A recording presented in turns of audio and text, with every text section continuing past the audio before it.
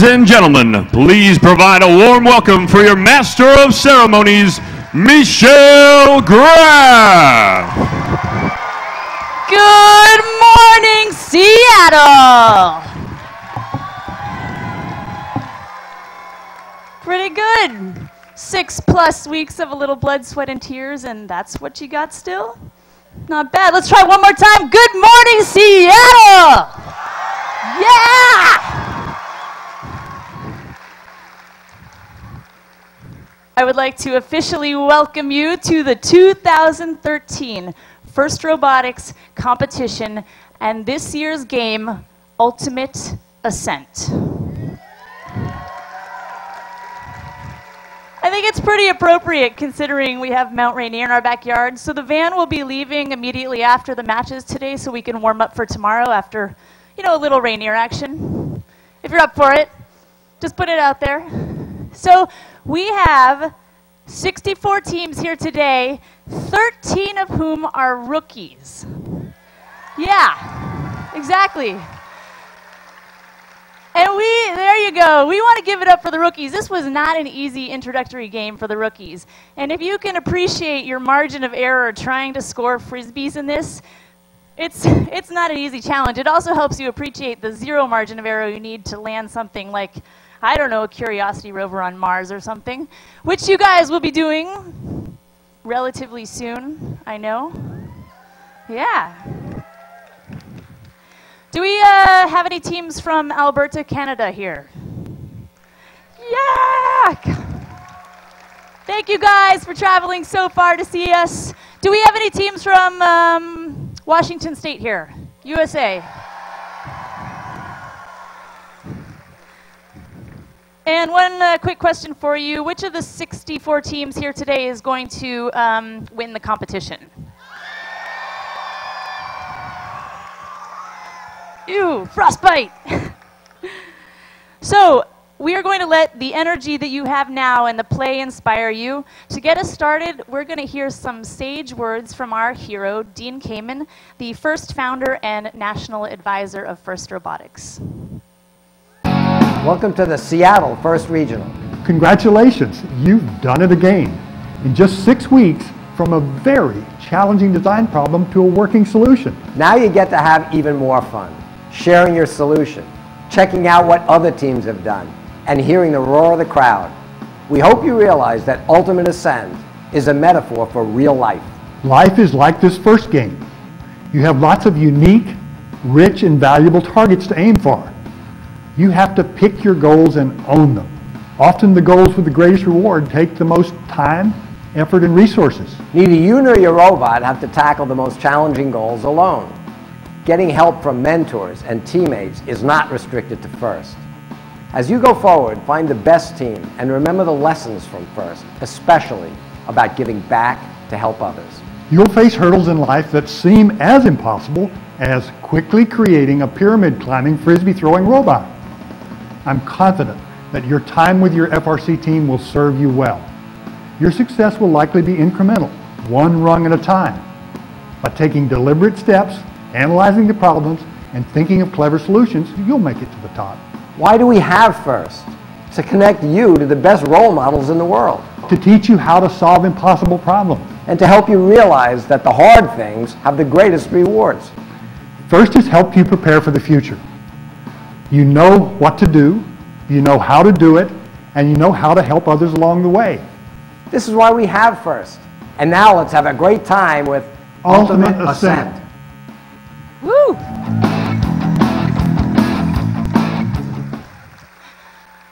Now we have a few cool people here. Our first guest speaker, many of you already know. He's got a very humble presence, but he makes up for it in his championing and his force in helping FRC reach so many of you.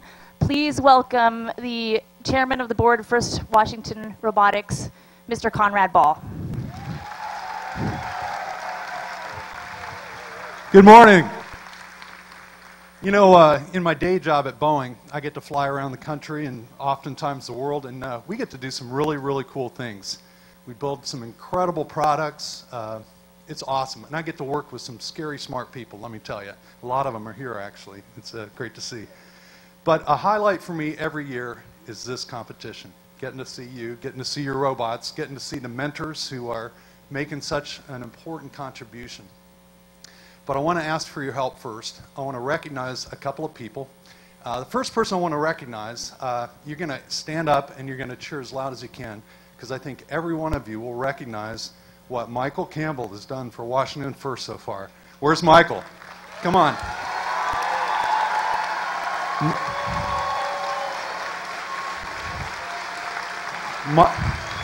Awesome. Wherever he is, Michael's the man behind the curtain, makes it all happen. So thank you very much. And he's a pleasure to work for.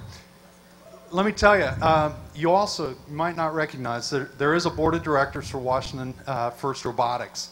And the board members that I get to work with, I mean, I am so humbled to be able to work with these people. They are leaders from the state, from industry, from our communities. I mean, if you don't know it, they are rock stars in what they do. You have friends in very high places looking out for you. And I want you to, if you have an opportunity, see one of the board members. I know a couple are around here today, Steve Kidd and some others. Recognize what they do to help drive First in the state. It's awesome. So I appreciate all my board members who are here. I also want to recognize very quickly the volunteers and mentors, many of whom are Boeing employees, which I'm incredibly proud of. But without your commitment, not just the time, but what's in your head and what you share with the teams, it's just remarkable what you're giving back and what that promises for our future. And then certainly the students. It is incredible. I look at the robots and think about what you've accomplished in high school. Man, it's just remarkable, the complexity and the sophistication of the solutions that you're developing. And when I think about what you're doing today in high school, and then I project what you're going to be doing in 5 years, 7 years, whether it's at a company like Boeing or Microsoft or Intel or anywhere else that you choose to go, it just blows my mind what you will achieve if you stay with this, if you follow through on the path that you've already started. It's just going to be a remarkable future, and you're going to be standing up here. You're going to be supporting programs like this. You're going to be the ones answering all those hard problems that our future has. So thank you so much, and good luck on your journey. And so with that, I want to say one more thing, and that's thank you for everybody that's making this happen. Your efforts make a difference. You're creating our future, and I'm really proud to be a part of that. Thank you very much.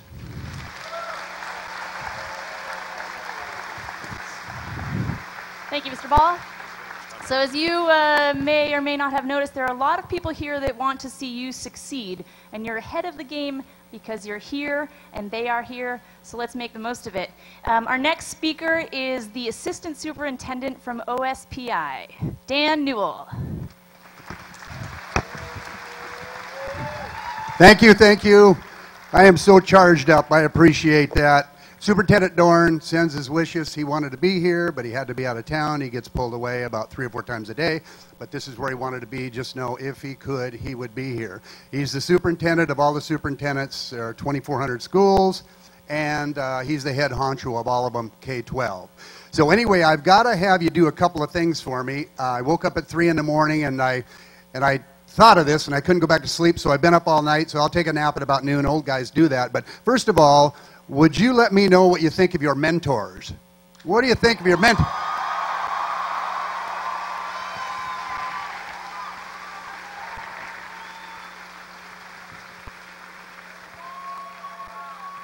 Okay, thank you very much. Now I'm going to have you help me out because I'm going to start with something, see if we can do it, and then I'm going to do it at the end and see if we can end with it. They only gave me 90 seconds. Okay, how am I doing? Am I at 45 yet? Okay, so far, stand up. Help me here now. I was a high school principal 27 years. Is this what I did for a living? I was supposed to get into classrooms and help evaluate teachers, but I ended up just keeping kids in school, particularly at-risk kids. And first of all, that reminds me, do you know what a STEM stands for? What does it stand for? Okay. So I changed it at 4 in the morning. Suddenly, they recognize me, okay? So it's very, very, very important. All right, here we go. I'm going to say something and you come with me. Just come with me. Give me a row. Louder. Give me a bot. Give me an it. What's that spell? Here we go. Give me a row. Give me a bow. Give me a day. Give me an it. Robotics. Okay, now here's the situation. At the end, I'm going to have you do that, and then we're going to roll with it. Okay, sit down. Superintendent Dorn says this. He says, all you guys are going to get a job because there's 7,000 jobs that are untaken right now in the state of Washington, particularly Boeing. They can't find enough guys. And so you fellas, and you don't mind if I call you nerds, right? They say that's okay. So that, what is that, a 4-letter word with a 6-letter income? Is that six? Is that what it is? Okay. So anyway, he says, if you get these guys in a room, you tell them they're all going to get hired. The football team, now I'm not getting down with the football team, but they aren't all going to get hired because they can't play football when they get out of school. But y'all can play what you do, and that is something that you understand that you need to do. You know that you want to work in teams. You know that you want to work by yourself. You figured that stuff out because of your mentors. I think that's really, really important. And if you take a look around in your school, there's probably not that many. I understand from Mr. Ball, a third of the high schools in the state are involved, and there's about 700 of them. So 2,400 schools, and a third of them, the high schools, are involved in this program. So this is called FIRST, and I didn't know what the acronym meant, but if you take it in numbers, how many years has this been going? With a hand. Okay? You don't know. 22. Started with 7 teams. Okay? And all of a sudden it just blew up, and it's because of you folks and the folks that help you get to where you need to go goal-wise. So from OSPI, I appreciate everything you're doing, and stay with it. You're all going to have jobs, the 6-figure type instead of the 4-letter type. And okay, one more time. Up you go, and then I'm going to end. Up you go. Stand up. Now, robotics. I'm going to have you do it with me, but when I'm done, you got to keep doing it, okay? So we're going to go row-ba-ticks, row-ba-ticks, row-ba-ticks. Keep going. Ba-ticks. Keep going.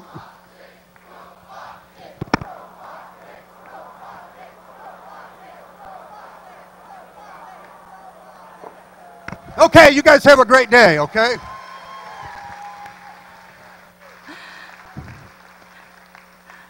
Thank you, Mr. Newell. Our next guest, also many of you may already know, it's difficult to keep him behind the curtain because basically every aspect of his life is devoted to you guys. I'm going to try to use that. I hope you don't mind, Mr. Newell. If you guys would say, come, out, Kevin, Ross. Thank you.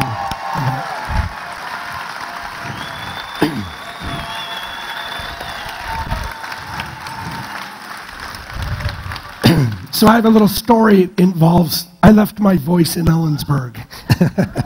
So, you did? We had a great week last week in Ellensburg, and I know a lot of you were there. We're going to have a great day today. I just wanted to make sure that you all got the opportunity to realize how amazing you all are, how inspired you make us all feel by participating in this program. You know, that the world is a complex place, and there's a lot of complexity that gets hidden from people. So I'm going to give a couple shout outs. Look up for a sec. Anybody think about that structure up there when you showed up this morning? I didn't. How about a big shout out to all the engineers that figured out how to build this building without it falling down?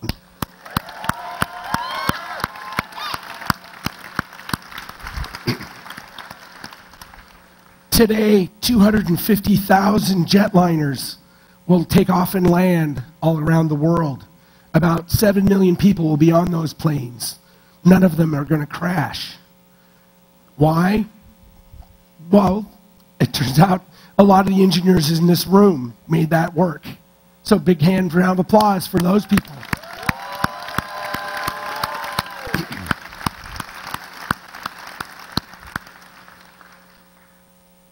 part of what we're hoping is that you will become involved in our FIRST community, in our science and engineering community, and be a part of a very trusted group of people who really do make society run. You know, when you think about the complex nature in which companies interact, we had to order gaffer's tape for the floor. Somebody in New Hampshire used a Microsoft product to order something, most likely on Amazon, and that was actually packaged up into a UPS truck and sent on a Boeing flight here to Seattle, right? So all of this technology is allowing us to do things, and we don't really think about how much went into that and how much we trust that all of these things just work. We're hoping that you will start to realize these things and start to see the beauty in bridges that don't fall down, and in, you know, having a great deal of integrity and respect for the people who are able to be the professionals in their fields, right? Does that mean everybody here is going to be an engineer? No. And you know what? If engineering isn't your bag, I'm good with that. A lot of students are rather surprised to hear that. I think I would actually be doing something wrong if every one of you became an engineer. That's just statistically weird. That shouldn't happen, right? But by being a part of this FIRST community and being gracious and professional and knowing how to work together on a team that includes our favorite nerds, that includes our favorite business people, that includes our favorite artistic people, and basically being able to work together as a community to get a really hard problem solved, that is actually what the world needs. So FIRST is actually much bigger than just a STEM program. We're trying to make a program where even if you're not the uber nerd on your team, you are a valued member of your team. You are a valued member of our FIRST community, and we are so, so proud that you are willing to spend your time with us. And for that, I'd like to give the students, every student here, a big round of applause, and thank you for participating.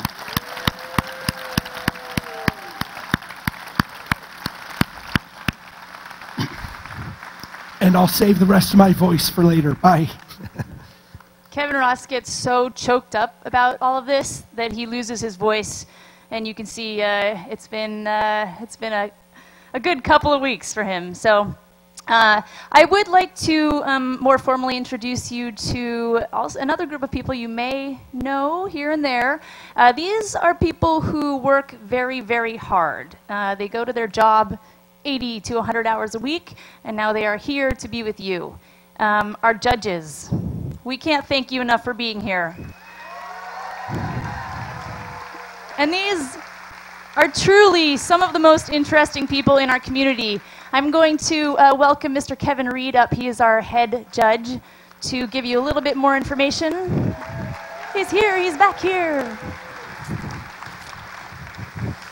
Hello, Seattle. How are you? Guys ready for a good event? Excellent. You gonna behave? That's good, because we're watching. I'm not going to introduce the judges by name because I want to get you guys on the field and get the action started. So, I'm going to give you some quick stats. I am a math nerd. I admit it fully. I've turned my children into math nerds, so I have some numbers for you, okay? You ready? I have 5 PhDs sitting on my judge panel this year. 5.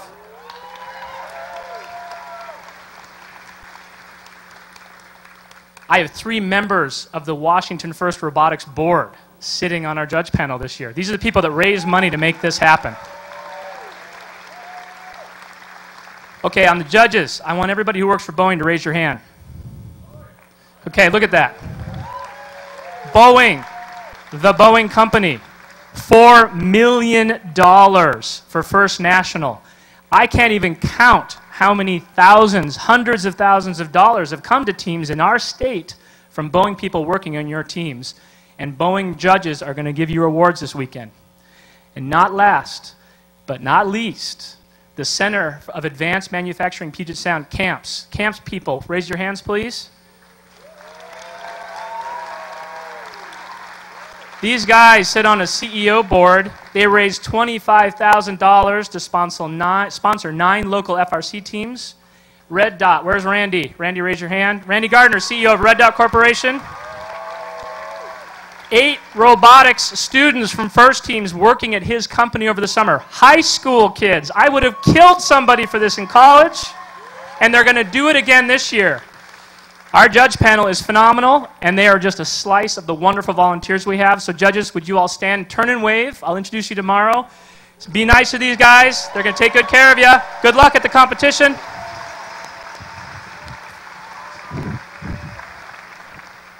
Thank you, judges. And another group of people who perhaps have one of the more difficult jobs of the day, but they are all seasoned veterans. They will be also watching you very carefully, but more on the field. Please welcome our referees. Are they around? Head referee, Dave Martucci, Britt Clausen, Kathy Saxton, in no particular order, Fred Sutton, and Andy Yeckel. They will help to ensure fair play, help you play within the rules of the game, and help you compete graciously and professionally. And of course, safety is of paramount importance at FIRST. We would rather not have any near misses. We want near misses. Why do they call it near misses? No. Hopefully it's a miss, not a near miss. These people are going to help ensure that we do miss in play and that everything is working. As you may have seen in the practice games, we have a lot of flying discs that potentially could go into the audience, so always be careful, keep your eyes open. Please let us welcome the team that's helped keeping us safe, our lead safety advisor, Nate Thielman. Nomis Bayan. Julie Sweeney, Ariel Duchesne, Alan Walker, and Che Igoda. Congratulations to Team 245, the Atom Bots, for their terrific award-winning safety video. Let's roll it.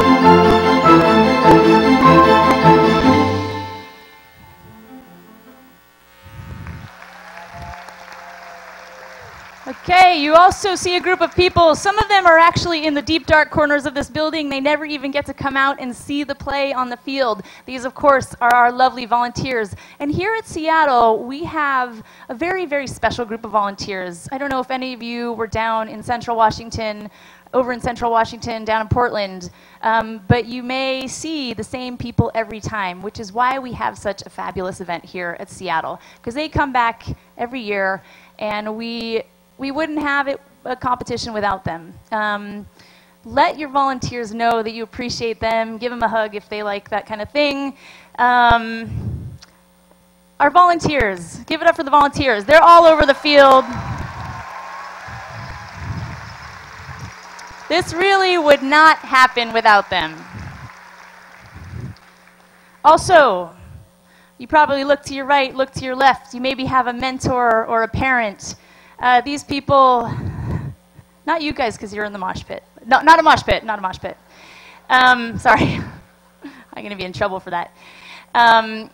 Your mentors, they are also at their jobs all day long and maybe at school with you. And after a long day at school, you go and you're tired and you still go and build a robot, and they are right by your side. Mentors, parents, thank you for being there for us. You're critical in the learning process that FIRST embodies. So we have a couple of other FIRST programs on display here. Please do feel free to check them out at your leisure. we are going to maybe get started. I don't know. We're going to start, yeah. We're going to start with the Canadian National Anthem. Please rise for the Canadian National Anthem.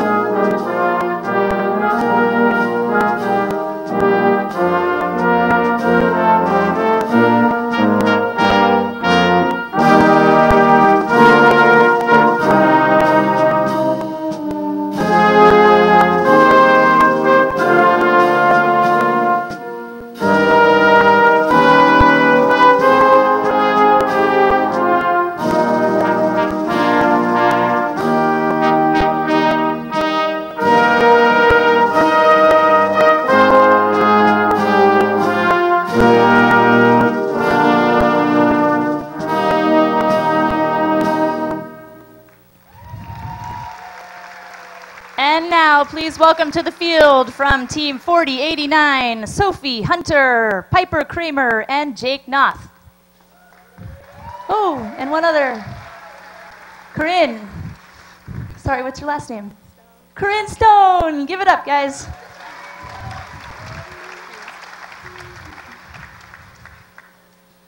Oh, say, can you see by the dawn's early light what so proudly we hailed at the twilight's last gleaming, whose broad stripes and bright stars through the perilous fight o'er the ramparts we watched were so gallantly streaming, and the rocket's red glare, the bombs bursting in air, gave proof through the night that our flag was still there.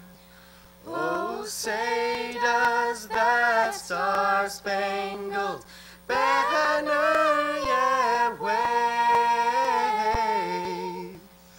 o'er the land of the free and the home of the brave?